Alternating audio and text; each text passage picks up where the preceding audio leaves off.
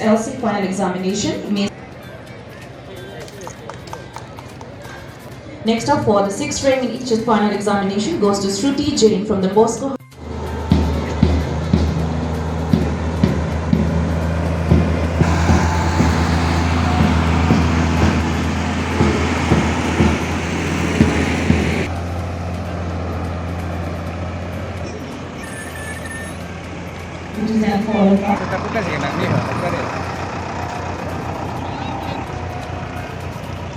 Di si Monsan ason Karbi Anglong itung heglong lo 92 pen nonan tuningan ako sa ciklon kami bon dobom lang sa pining Republic Day katalon hora bangke Bharat angkang long solajong aja kong kacari aja kong kelong ahut pining indeng toksikera hini laso katalon hora bangke Ningkan ko ra sirike ba philo pininga bangke ke bon ka be pin lapen ke kar benglong kang kir lapen ke nona bangke insam jin pensi ile tum ninga rong pensi pini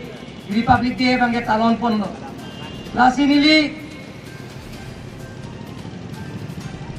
pada kacuronan ye bangke United People Liberation Army UPLA lapen Karbi People Liberation Targa KPLT, Dimasa National Liberation Army, DNLA, United People Revolutionary Front, UPRF, Karbi Longli, North Kachar Hills, Liberation Front, KNLF, Kuki Liberation Front, KLF, Kajoine Pen. Ada awul ke hino, asunang lero kajoine pen ko an masayang deng iklem ponji, ini tum dengune dalo. Sita mehola sohot. Ho angkan kedo Karbi Anglong pen Assam pen angkan kacungda datum Delhi pen cenglok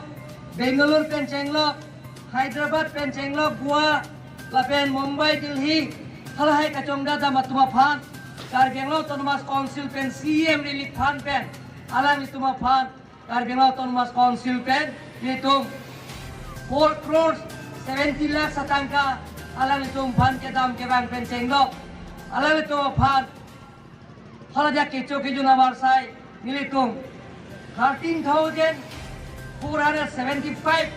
abang pubang pia itum phan nitum Karbi Anglong Autonomous Council CM di phan kan alang itum phan pilo lapen ke ong